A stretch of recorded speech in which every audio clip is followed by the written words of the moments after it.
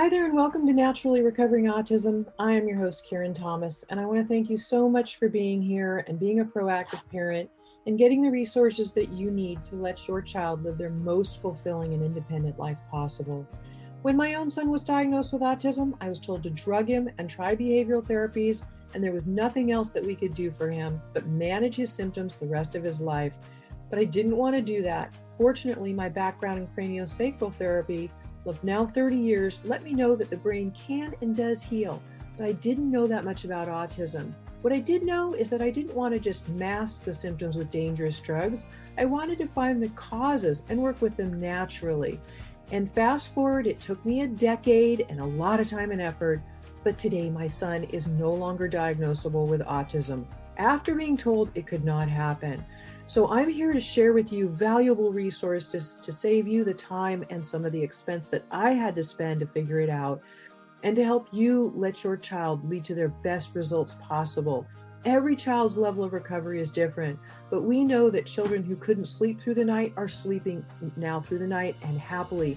Their immune systems are now strong where they were once sick all the time. Children who were nonverbal and their parents were told they could never speak are now speaking. Children who were getting D's and F's in school are getting A's and B's, and those that were so anxious all the time and couldn't sit still and were uncomfortable in their own bodies are now calm and happy and relaxed, and they're leading fulfilling and independent lives with friends. This is what we want for our kids. So I'm here to share the resources with you so that you can get the best results for your child, the best possible. And you can start that right now with my free download of the top 7 foods to eliminate beginning today, of the top foods that are the most inflammatory and toxic that are contributing to those physical and behavioral symptoms of autism that your child is having. They're making his life uncomfortable. So you can get that right now at naturallyrecoveringautism.com/7 foods. And feel free to share that with anybody you know who would be interested. And I will also link to it in today's show notes. There's of course a lot more than diet, but this is something you could start doing today that will begin to reduce those symptoms. And I'm happy to share everything I can with you. So right now, let's dive into today's episode. Let's get real, let's get loud on America Out Loud Talk Radio. This is a McCullough Report and Courageous Discourse Substack doing a dual broadcast today with Naturally Recovering Autism, a very popular podcast. And my guest today, or jointly, we're co-hosting each other, is Karen Thomas. Karen, welcome to the show. I'm happy to be here. Thank you so much. It's great to co-host with you as well. We have so much in common and so much to share to give value to so many people. So glad to be here. I just finished office today with an adult patient with autism. And, she was really struggling, not only with, adulthood and autism, but, overlapping ADHD, attention deficit disorder, and, so many medicines and complications of getting older. So as introduction, I'm a practicing internist and cardiologist in Dallas, Texas. I'm a research epidemiologist, president of McCullough Foundation. That's our research and publicly facing academic organization. And Karen, you've had a longstanding involvement in this entire area of autism, which the CDC says is our biggest childhood epidemic. 1 in 33 kids is diagnosed with autism today. And in the 1950s, it was 1 in 10,000. And to be very, very clear, this is not due to a better diagnostic ability today. This has to do with a lot of environmental factors and multiple things that we can go into discussing, but we want to stay on. There are various topics. I have kind of a 4-stage process that I created because I recovered my own son from autism, actually, when I was told it wasn't possible. And I don't know if you want me to go into that right now, or you want to talk about a few other things. Let's kind of just talk broadly about autism as a problem, the spectrum of autism. If you were to approach a friend or a family member who knew nothing about autism, how would you define it? Well, autism is different for everybody. They call it a spectrum because you can be what's called low functioning, where you maybe you're completely nonverbal. There are, teens, adults that are still in diapers. They have panic attacks. This isn't just, when you talk about a child with autism having a tantrum, we're not talking about like a toddler, 2-year-old, tantrum. We're talking about screaming, anxiety ridden. And then there can be people all through the middle of the diagnostic manual, how they just decipher everybody as on the autism spectrum now. They took away Asperger's a while back. So high functioning kids can actually also be, really misinterpreted very often as defiant kids, or weird, and they don't have friends at school, and people don't know what's really going on, because they can also seem to be a little bit more like mainstream, and they can learn to kind of hide it or just try and figure out how to fit in. But their brain is literally, in a biological sense to this, is being bombarded with inflammation and toxins and co-infections and pathogens that are affecting their brain. That inflammation is not allowing their brain to function at optimum. And depending to what level they have been affected is really how we work with it. But I've helped people who had level 3 severe autism, children come down to level 1. Others that were severe actually have their diagnoses removed, and it's everybody on the spectrum. So what I usually say is, I never use the words cure or heal, and the definition of recovery is to regain health. But the goal is to help every child to live a happier and healthier life, but literally just to be able to get them to live their full potential. Because so many kids are capable today, but their parents who are trying so hard really just don't know what to do. And it is possible if you know the right things to do. Well, so much to unpack there. So, a definition of autism that's in the clinical world involves 4 things. One is this deficiency in the ability to connect with someone else. It's pretty general. The second one is actually repetitive behaviors. That's number 2. The third is that it impairs social development. That's very broad. Mm-hmm. And then the fourth is that it does lead to some degree of debilitation of some sort. Mm-hmm. And it's in those 4 domains. And people say, well, gosh, that's pretty broad.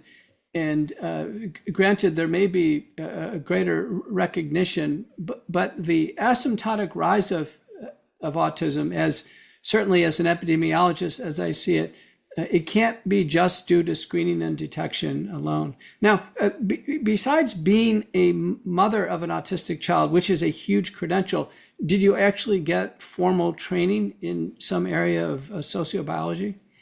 Well, my background is actually craniosacral therapy. I was internationally an international instructor of it for about a decade of that time. But I really started researching it and becoming a craniosacral therapist in about 35 years ago. And because I had studied the brain and nutrition and holistic health for so long, when my son was diagnosed almost 19 years ago, now I had at least the knowledge that the brain could heal. It's a scientific fact. Neuroplasticity is real. And they just told me when he was diagnosed, they said, well, you should really drug him and try behavioral therapy, and good luck. There's really not much you can do except manage his symptoms the rest of his life. And I thought, wow, this is what parents are getting? So I decided, well, I'm not going to drug him because I knew of all these negative side effects and I didn't want to mask symptoms. I wanted to find out what the causes were. And so that is when I started my research, which, my son will be 29 in a couple of months, and he wasn't diagnosed until he was almost 10. We started taking him to therapists when he was 5 because we knew something's not right. He's different than the other kids, and he's really defiant. And no matter what we did, he just really would not listen to us. And the therapist just said, it's you as parents. If you would just we're firmer with discipline, he wouldn't behave this way. And we were like, oh my gosh, is this what parents get to? And I thought, I've got to find out. So it was almost 5 years later, and I finally, and this is the early 2000s, So I took him to yet another therapist to say, what's going on here, trying to help. And they said, I think he has autism, but I don't know that much about it, honestly, which I appreciated. And he said, you need to research it for yourself. I don't have any books or anything. And my local bookstores actually at that time didn't have any books on autism. And because I studied my craniosacral courses and had another one like literally like 2 weeks later up in Berkeley, which is the large, college town, they had all these great bookstores. So I went into a corner bookstore and I said, do you have any books on autism? And the lady said, oh yeah, the owner's son has it. So we have a couple. And the first one I picked up, it was like I was reading about my son. I thought, oh my gosh, this is what's going on. But then I still had to seek out, okay, what do I do from here? There really wasn't a lot of direction. And I find that parents are still in that today. So that's why I've come forward doing what I do to help them.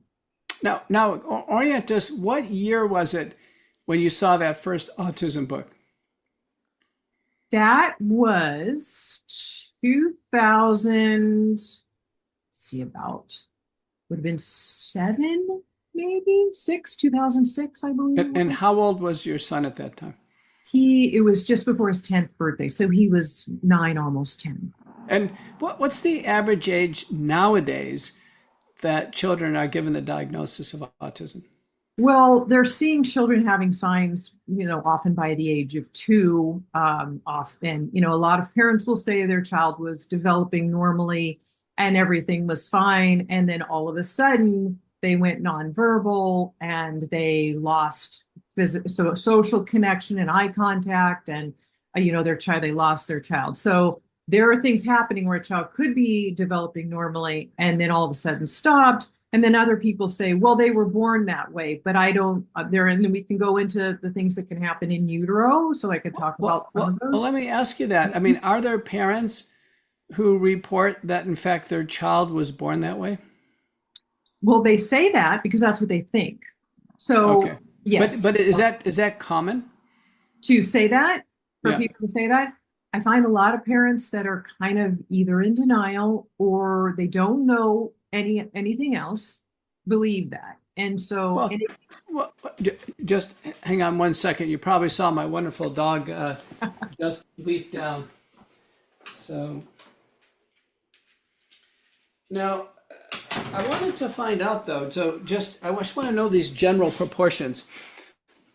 What's your dealing with this community for many years? What percent of parents with kids with autism believe the kids were born with it, and what fraction do the parents believe they acquired it? Well, that would depend on the group studied, right? Just say in general, of the universe of children with autism. From what I see in very generalized, I would say 20 or 30% say they were born with it, and the rest believe that saw some changes or something else happened. Okay, so 20% believe we're just, trying to get, because these proportions are important. Parents are listening. They're trying to figure out, where am I? 20% believe they were born with it, and then 80% believe that it was acquired.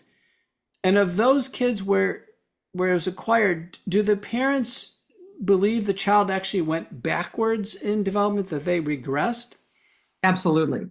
Their child was developing normally, talking, playing, drawing, toe connection, loving, and everything was fine. And then all of a sudden they had, lost all of that, lost connection, lost speech, had all of a sudden had screaming tantrums. They weren't even themselves anymore.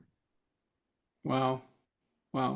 Mm-hmm. Now, because autism is such a big problem on the CDC website, it says it is the biggest problem of children. And because, the official party line by the medical establishment is that the causes of autism are unknown, that's created such a frustration, right? But, we don't really know the causes of depression or the causes of, a whole variety of these psychological conditions or even neurological conditions. We don't know the cause of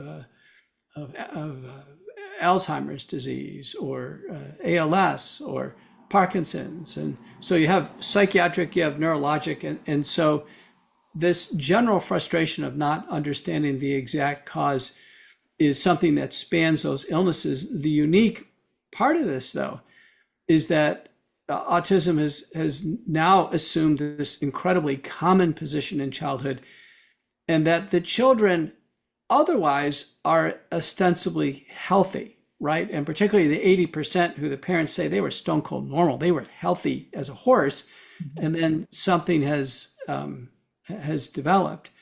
Now, are you watching by any chance the series called The Chosen?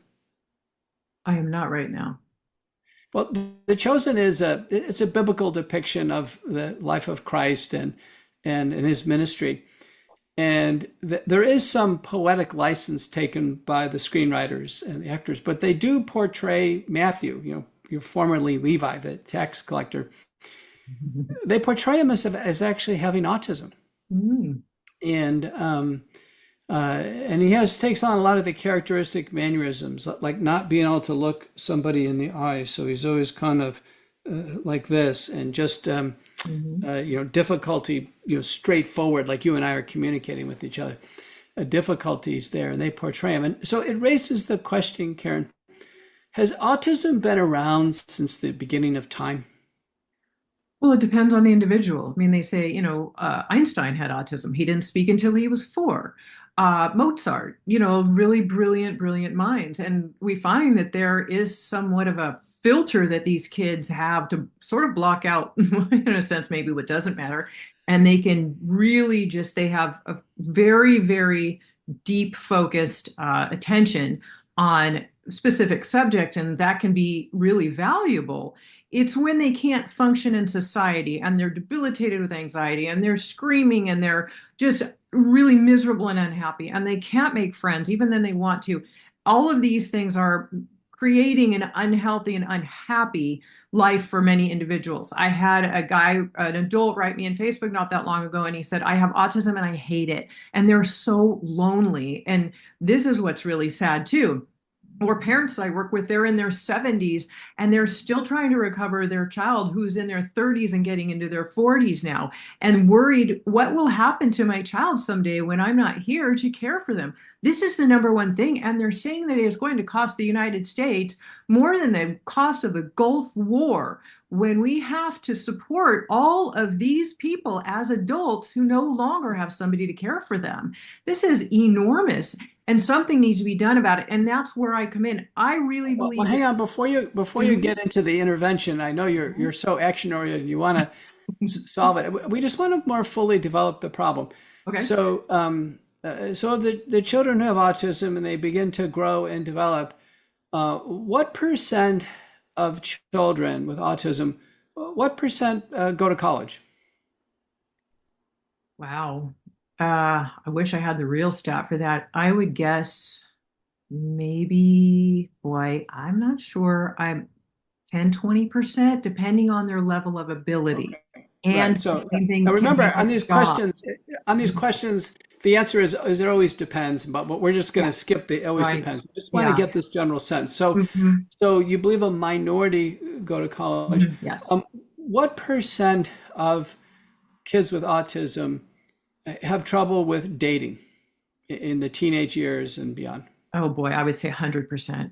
Okay. 99. Yeah. Yeah, it's hard. Social connection, people accepting them for who they are, understanding. They have trouble with the social connection, being able to know sort of what to do and naturally, or what they do on their own is not accepted. Right. So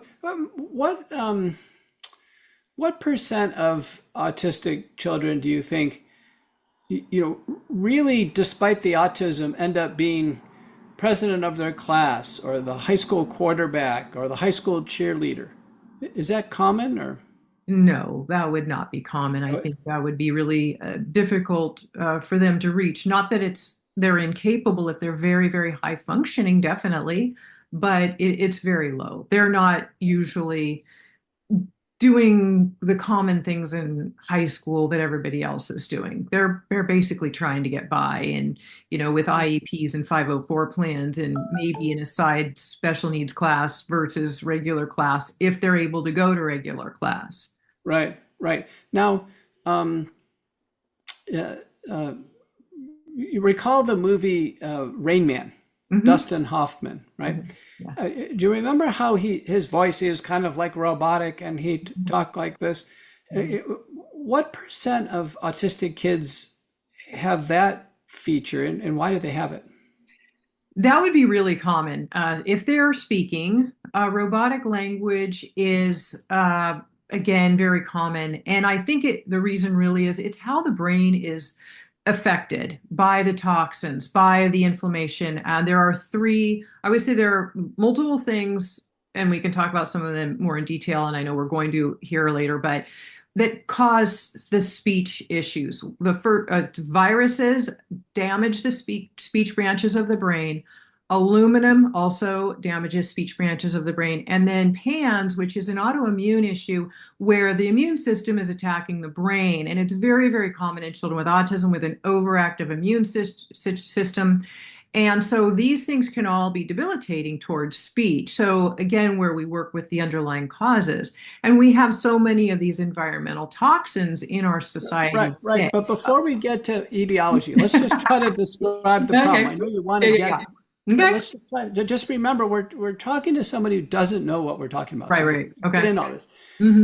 So you say it's common, this kind of elevated robotic voice. So there's something about audio processing, right there. Because I've seen kids come out of that. Well, hang on. Well, what about hyperacusis? So we see children with autism, the parents have them, especially the little ones, they have them wear these noise canceling headphones. Why does that occur? Well, that's close to, I would say, 100% of kids with autism will have sensory overload. They don't really have a good filter on external stimuli, and so their brain is really just overactive and pressurized by it. So the noise canceling headphones can at least block out some of the noise. Just a classroom can be like a minefield for a kid with the glaring lights and the kids tapping a pencil next to them and kids chattering in the back, where we might be able to filter some of that out. They can't. The benefit would be for that child to sit in the front row closest to the teacher, but this external stimuli is just too overwhelming for them. Right. Now, I had a man in my practice. Sadly, he passed away around age 80 with a heart problem, but he had lifelong autism. And he did talk in that kind of Rain Man type of that robotic language. He talked like this. And, of interest, he was never married. In fact, he disclosed he had never been with a woman before. And what percent of people with autism, across the entire range, what percent do you think, like the woman I had today in practice, she was married. What percent do you think get married overall? I would guess it would probably, well, now it might be a little higher, 30 to 40% maybe. It used to be lower. There are different people working with people, adults, young teens, even with autism, teaching them how to date, or they're dating other people with autism. Netflix did a recent show on it, trying to show them how to date and what they could do. And they want to, they're lonely, but they don't know how, and it's hard to connect with others. And then once in a relationship, we all know relationships aren't always easy, right? And so to be in a relationship and be able to handle, when there is conflict, or what to do, or how to communicate properly. So, I would say the number for those with autism that have got married is low, but it might be rising to some degree, but that is for high functioning also. The lower functioning, many are going to remain under their parents' care for the majority of their life. Right. So I have some patients who have children with autism, and you're right. It's some are in care homes, some are, screaming 24/7 well into their 30s, 40s, and 50s. It's quite a spectrum. But in your world, you're dealing with a lot of people with autism now, and parents. Are autistic people marrying one another? They're starting to, because the society, especially of adults with autism and teens and adults, is growing. They used to be all children, right? Years ago. Mm-hmm. Now they're all growing up, and there's still new children with it every day, sadly. But the ones that are starting to grow up are, they're in their teens and their 20s and 30s now. And so in this case, there are more that are high functioning, that maybe they're in an autism group for their community that has been able to bring them together with other people around their age who they could then, have a relationship like that with. Okay. Mm-hmm. And here's a big one. What percent of people with autism do you think become something other than heterosexual? So they become gay, bisexual, transsexual? I think that might be increasing a little bit. I haven't seen too much of it myself, with the current older population, whether the younger becomes, more trans, or in the future something is to be seen. Mm-hmm. But as far as current, which we usually say teens and adults, I would say the number is still pretty low. Okay. I've seen. Okay. Yeah. Well, that's helpful. That's helpful to understand kind of the scope of the problem. Now, let's get into this idea of epidemiology in autism. So autism is a problem. It has a definition. Children get diagnosed with it. And in epidemiology, we call determinants. Determinants are a little different than causes, because so many things in medicine, there's not a specific cause. Even for our heart attacks and heart blockages, there's not a specific cause. It's part related to cholesterol, part related to family history, part related to diabetes, high blood pressure, smoking. That's just heart attacks. You can imagine something as complex as autism. So from your research, we talk about determinants. Determinants are factors that look like they're definitely connected. Mm-hmm. What would you say are some areas of that we're down to some strong factors, just as a general exposure? To contributing to the symptoms of autism? Contributing to the development of autism. Right. Well, people say, is it genetic? And I actually just did a podcast on that because I really wanted to answer the question. We're all born with a blueprint of genes. And that's why one set of parents can have one child with autism and the other will not. It's not that, the parents have some genes, so that means your child's going to be autistic.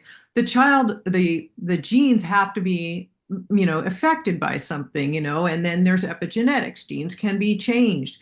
And they can also be repaired. So what is it that's causing the detriment to, I call it both the gut and the brain? And so, well, hang on, before you get into the gut, let's just take genetics. So just your general appraisal of that field, is it bearing fruit? I mean, have there been autism genes developed, or are there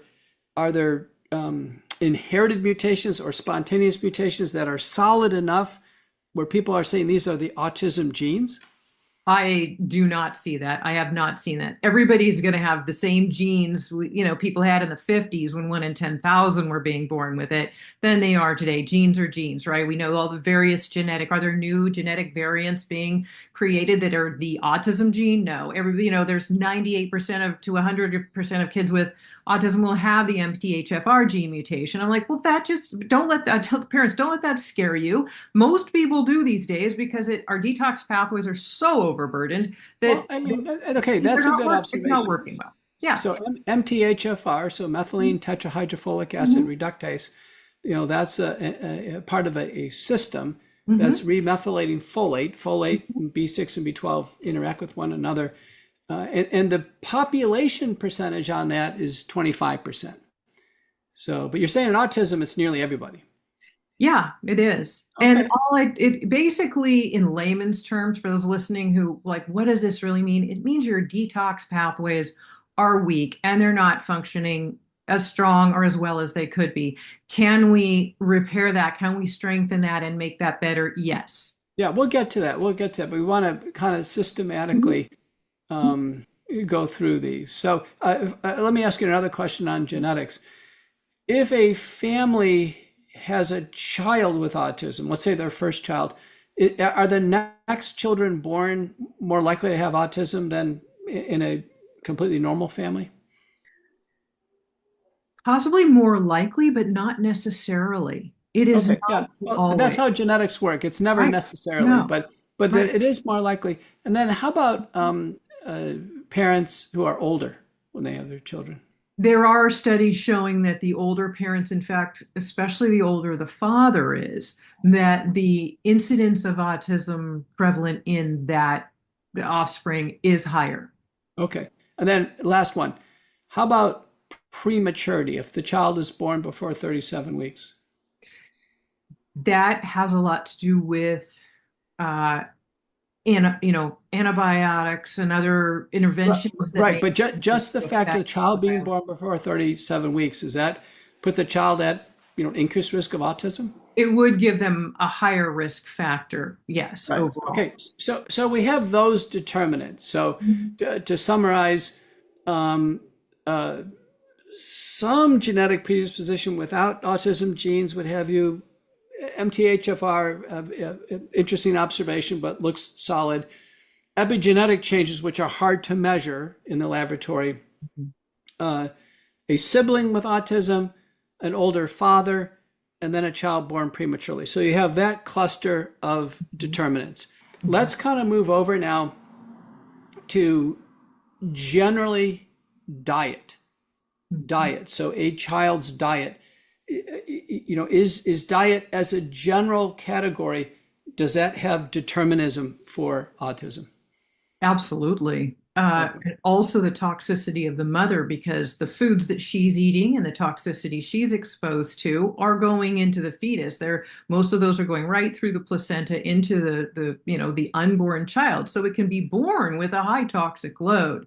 And foods today, I mean, we've got was it 20 million pounds of glyphosate being sprayed on our food crops and being used in sidewalks and parks today and sprayed at school grounds. Glyphosate deteriorates the gut lining, so it contributes to a lot of gut issues, as well as being shown to cause things like lymphomic cancer and other neurological problems. So glyphosate is disrupting the gut. There are other co-infections I can talk about that will as well. But since we're talking about diet, food is 100% of a factor. And study after study after study now is showing that. And the microbiome in the gut, which is all the microorganisms in the gut, are the good ones that keep our immune system strong, because 80% of our immune system is created in the gut, as are all of our neurotransmitters like serotonin, dopamine, which are responsible for mood, sleep, appetite, and our ability to focus. These things are made in the gut. So the gut's not working well. It is directly affecting the brain. Well, all of these things that we're eating, these toxic chemicals, that's why eating organic is 100% important. Knowing how to read labels, these chemicals that they're putting into things that should be banned in our country. Right. But we're going to get into that again, but let's try to be scientific. We're trying to build out this palette of determinants. So diet, you're 100% in there. There's something the kids are ingesting, food and water. How about environmental toxins? So you meant glyphosate can get into the body in other ways. What about insecticides, things we're inhaling, 5G exposure, just that domain? What's your feeling on that? Absolutely. Okay. Mercury, lead, cadmium, and aluminum, mercury, aluminum, cadmium, and lead are the four biggies for heavy metal toxicity. And that is really big today. We get it in the water we drink, even in our tap water. If you don't have a really high quality filter, air we breathe, in our food, we're getting it everywhere. So yeah, it's a direct component. So we got this environmental part. And then the last in this palette that I wanted to put up there, and you mentioned it early on, co-infections. So infections with other things. So you mentioned PANS, the syndrome of having an infection, it could be strep throat or others, and then having neurologic effects. How big do you think this co-infection part is in determinism? It's enormous. They say close to 100% of children with autism have Lyme disease. Parasites are huge, and these tests, by the way, for these co-infections are very, very ineffective. And if they are found, they're treated improperly. Many of these are antibiotic resistant. Another one is mold biotoxins, huge water damaged buildings.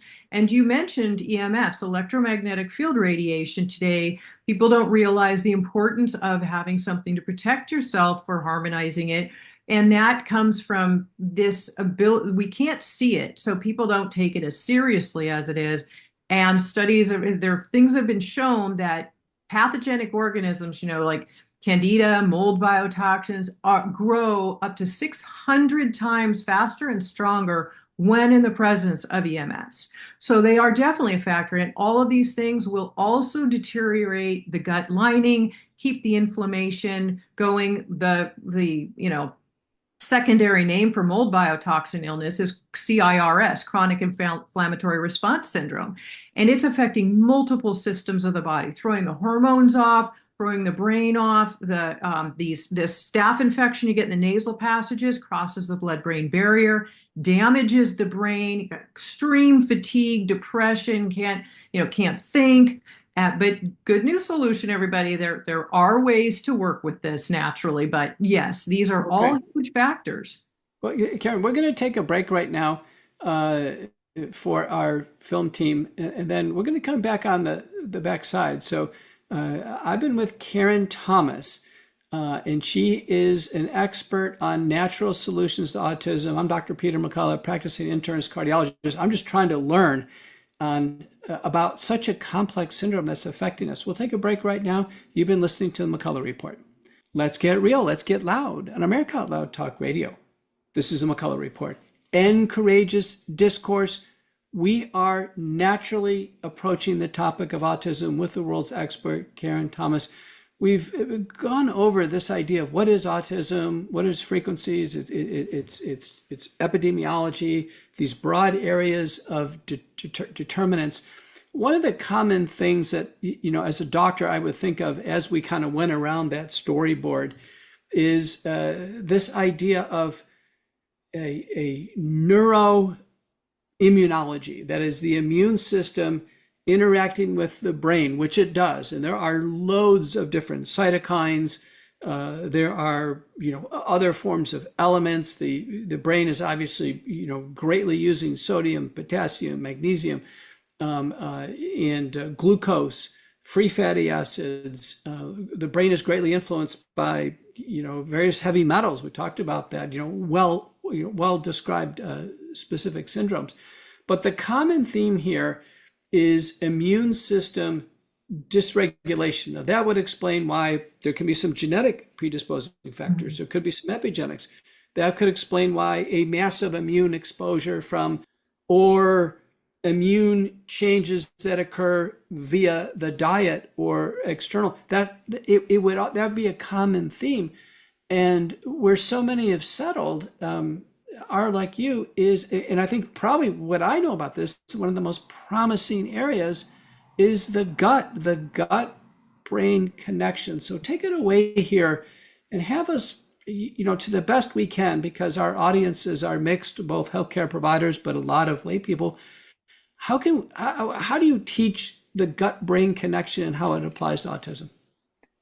Well, I mentioned already how, first of all, 80%, up to 80%, close to, of the immune system is made in the gut, so strengthening. So if the gut isn't working well, your child can be really, really sick a lot. Their immune system can be underactive or overactive as well. We also want to balance the immune system in autism. So the gut is inflamed. It's, things people are largely heard of for autism, the gluten-free, casein-free diet. And it is essential, and I'll mention why, but that's not all there is, because there are processed foods that turn to sugar in the body and feed the candida and other pathogenic bacteria and keep the gut inflamed, and the sugars and food dyes that directly can affect the brain with their chemicals. And so there are a lot of other factors. Soy directly affecting the immune system, genetically modified, heavily sprayed with toxins. But gluten and casein are, kind of the big two everybody hears about. And they are very important because gluten is the protein in wheat, and our crops in the US are directly sprayed with glyphosate, which is Roundup weed killer, right before, as it's almost dry enough to put into the mill to get it onto the market. They want to really dry it out really fast. So they spray it on the crops to dry it up and get it into the mills so they can get it out on the market, make money faster. And what that means is that they have sprayed Roundup weed killer glyphosate directly on a product that you're going to put in your mouth and eat. That directly affects the gut, the brain, inflammation, linked to causing cancer. So it is also very, very inflammatory. It's genetically modified. There's up to 90% more gluten in wheat today than there used to be, because it's used as a glue, hence the word, to put processed foods together, make them stick together. So it's, they want more of that glue and the gluten in there so that they can use it in other processed foods, which aren't healthy for you to eat either. And then dairy, cow's milk has the bad A1 protein that's very inflammatory and hard for the human body to digest. And both gluten and casein create what are called, exomorphins, like opiates, basically like the opiate drug. So this is when parents say, my child is addicted to these foods. I can't get them to eat anything else. It is a weaning process to get them off of these foods because they are literally addicted to them.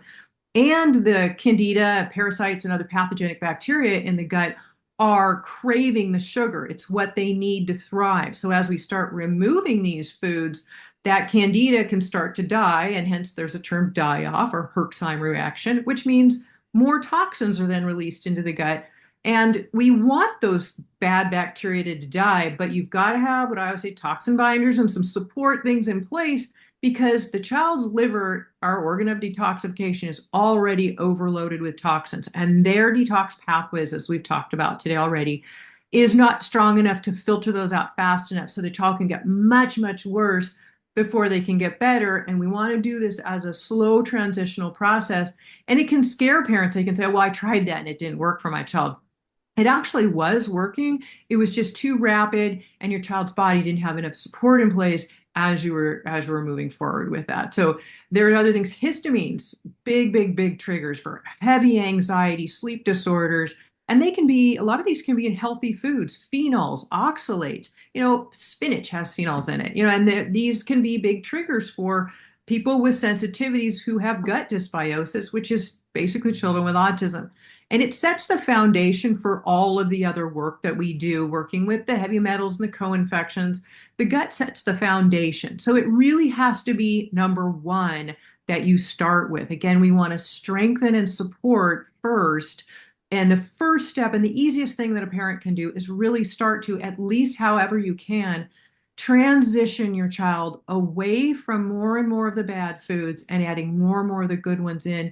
And you really have to eat organic these days, because there's no guarantee that there aren't sprays and pesticides and other toxins that will contribute to your child not getting well if they're continuing to eat those things. Karen, one of my patients, he's about 70, and he has a child, a man who's in his 50s. And they're both patients. So he brings in his 50-year-old son, and this 50-year-old man has never been married. He lives in a group home. He can partially communicate. He does speak in that kind of robotic voice. But one of the things the father tells me is, in this group home, the only thing he'll eat is junk food. Yeah. And they feed him junk food. When I mean junk food, I mean like Fritos, hot dogs, burgers, fries, ice cream. I mean, that's essentially it. And I thought to myself, how much of this is a self-fulfilling prophecy? So someone's deep into autism, they have these food preferences, in this man with autism at age 50, it would be impossible for us to get through to him to make healthy choices. I mean, I've seen them and examined them probably for a decade, and we're just not going to be able to get through. So I imagine that parents get frustrated with children as they grow older, where it becomes a cyclical thing. Right. Well, I actually have a free food guide, and I'm happy to give the link now, that gives like the top foods to eliminate, like the top 7 really to eliminate, at least now, Okay. why they are detrimental. But then along with that, we have also the picky eating guide that will give parents some ways to transition their child away from the bad foods, and also some even links to some powdered nutritional resources to help get some nutrition into their child now. Because when the gut starts to heal, the picky eating gets a little bit better. And they also have heavy OCD, which can be from multiple things, but that OCD can be really focused in, on food, and they only want it one way. But again, they're still addicted to these foods. And you've probably heard of there's leaky gut syndrome, which means that the lining of the gut actually has holes that have been torn in it. And Candida, for one, has little legs that are like screwdrivers, and it will bore holes in the lining of the intestines. And so when the inflammation makes it that much weaker, which these foods can make weak, right? So weak gut lining, holes in it. And when these undigested foods get into the bloodstream, then the immune system sees them and says, oh, okay, well, my job is to make sure that I protect you from any foreign agents. And this is now a foreign agent. So ever we see it, we're going to put these markers out that tell our body we have an allergic reaction to this food. And so all of a sudden people are like, well, how come my child has more and more allergies all the time? And it's because of these things. So we've got to heal up the gut to heal the brain, because as you mentioned earlier, the gut is the second brain. We have ways that the vagus nerve and other nerves and pathways are cranial nerves are using a pathway from the gut to the brain. So these microbes are actually reaching the brain. And so we have to realize that it's not like our gut's down here and our head's up here. And so that means they're disconnected. They have 100% of a connection. So, those are really important factors to remember as you're thinking, okay, well, what can I do? My free food guide is autismcheatsheet.com, by the way. It's super easy. And that helps people at least with getting a guide to get some nutrition in, because the body and the brain are starving for nutrition too. Right. So let me ask you again, just to put you on the spot, of parents who have an autistic child, and you're at this age where the dietary intervention is very plausible and feasible, and they do it. In your experience, what % of children make some improvement based on diet alone? If they really transition the diet, I would say close to 100%. I mean, most will see, even if it's subtle changes, and I always say anything, look for improved sleep, improved calmness, which I hear a lot. My child has become so calm. They're sleeping better. Wow, they started saying a few words. Like these things are happening even just from dietary changes alone for a lot of people. It's a matter of being able to transition them. Yeah. Okay, so that's important. So nearly 100% off diet. Now, are there over-the-counter supplements that you recommend that you believe make a difference?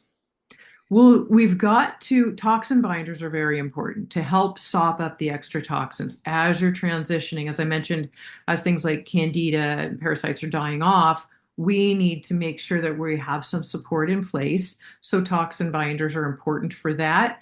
I use some very specific types of elixirs and various things that in my program where we target them, but we don't do that until a little bit further down the road, but then also minerals are very, very important.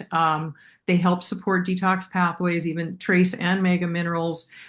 There are a couple other things I use to help reduce some inflammation naturally, again, and safely. Most of the things that I've found that parents have used with medical grade things in the past, pharmaceuticals, for getting rid of Candida are very short term. They don't work long term. But let's just talk about the supplements without clinical diagnosis of organisms. Are there some, like, what are the top 3 over-the-counter supplements that you think parents of autistic children use with some benefit? I would say CoQ10 ubiquinol for mitochondrial issues. Okay. Toxin binders, a simple one. I use a few in my program, but a simple first one that people can use, and I usually say use it short term and take away from food, is activated charcoal. It can help to sop up some of the initial toxins. I'm just giving some ones that you can go to a health food store and find. Yeah. Minerals, a good, like a mega or a trace type of mineral, are really helpful as well. And any brands you recommend? Well, I actually love, and there's information on my website to everything Mhm. here too, but there's also Pectisol from Econugenics that really helps to fight inflammation, galectin-3, which it'll help with the downstream inflammation. There are links if you type in heavy metals on my website to things that I use that are natural and safe. I can give direct links right here if you want me to, but I don't know how much you want me to go direct. What about fecal transplant? Have you had any experience with that? I haven't personally, but I actually know Dr. Jim Adams, who, has led the studies in Arizona State University for that. We used to both speak at the Autism One conferences at the same time, so I got to know him years ago. But he's actually releasing something currently, some new research that he's found, and they are having promising results with it. I thought it was interesting, and I will note that the study that I believe you might have been involved with showed a graph of the use of fecal microbiota transplant and diet and um, the use of probiotics, and I forgot what the fourth one was. And it was interesting how diet was the most researched and known by parents, and I find the easiest for parents to use. Microbiota transplant, he's doing it well with some very clean product, because you have to be careful. You're getting something out of somebody else's body that could have contamination. It's Mhm. also very, very could be expensive. It's also quite invasive to the child to do. So there are, maybe some benefits that they're seeing it, but there are all those other additional pieces to it. So I've not had, I didn't use it personally with my son. Mhm. I know people who've said that they saw some benefits from it. And you mentioned just briefly prescription drugs. Are there any prescription drugs that are FDA approved and indicated for the treatment of autism? Well, a lot of people just generally use diflucan for candida, but again, there aren't really anything, and I find short-term results, and then the candida comes back stronger. I have not seen anything that has said this is for autism, because autism is a label of symptoms. The DSM manual has to come up with a way to categorize, as we started this episode out, where these are some things that we need to see in order for your child to be diagnosed. Okay, their speech, their inability to connect with others, the hard focus, all of these things, and those are just symptoms.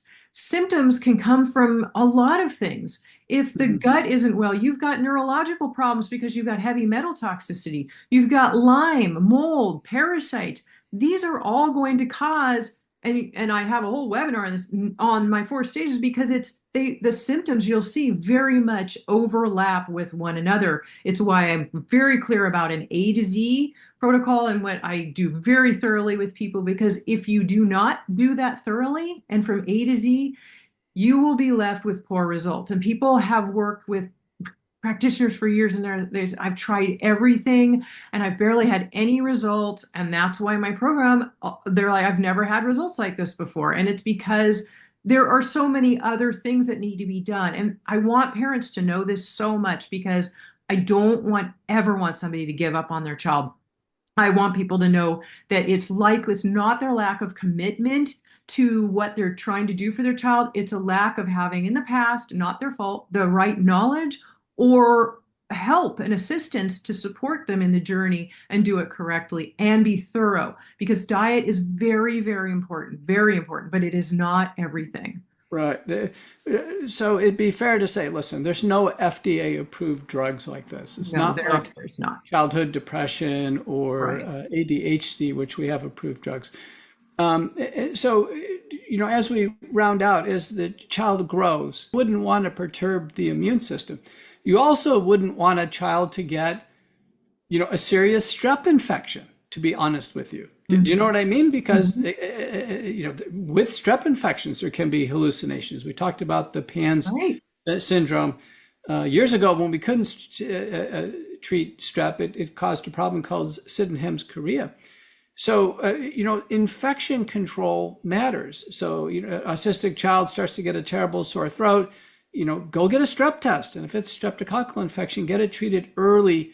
My advice to parents is don't let the child get a rocking fever, an autistic child with a fever of 102, 103, 104. They're just not going to do well. And many times that can be this setback that lasts for quite some time. I've advised people when they can to begin to use nasal sprays and gargles. A very safe one is a xylitol-based one, Clear. Clear is grapefruit seed extract and xylitol. There's ones with iodocarrageenan. But just a couple squirts each day, sniff it back and spit it out. Gargle with the xylitol-based gargle, spray, scopolisterine. Like, why to do that? Because viral infections can live in the nose and mouth for days before they cause the sore throat. By the time the autistic child would recognize it, and then you're far into an infection in this autistic child, and then you have a big setback. So I think because autism is so complicated, it has so many determinants. Our challenge in this field, and we all have to be experts in autism because it's so common now, is to not make it so overwhelmingly complicated where the parents are just, going from one thing to another. We have to understand that, listen, the GI tract has viruses in it. It has fungi in it. It has parasitic spores in it. It has lots of bacteria in it. We have a flora there. And it's having a healthy flora, to the best we can tell, is related. This gut-brain connection is real. Everything we know about it is real. Well, we've been talking together, Karen Thomas, Dr. Peter McCullough. It's been a great show. I've learned so much. Karen's going to provide some links in the podcast description. We're going to dual broadcast across the Thomas channels, the healthy, this healthy living approach, actually improving autism. I've been convinced with Karen's methods it can happen, as well as in my world of more kind of orthodox medicine. Thank you, Karen. Thank you so much for joining us. Oh, it's my pleasure. Thank you for having me. Thank you for being here as well. Definitely benefiting all of our audiences and, trying to just help educate everybody as best we can. Let's get real. Let's get loud. On America Out Loud Talk Radio, this is McCullough Report, courageous discourse and healthy living with autism. I'm Dr. Peter McCullough, Karen Thomas. Till next time. Thank you. Thank you.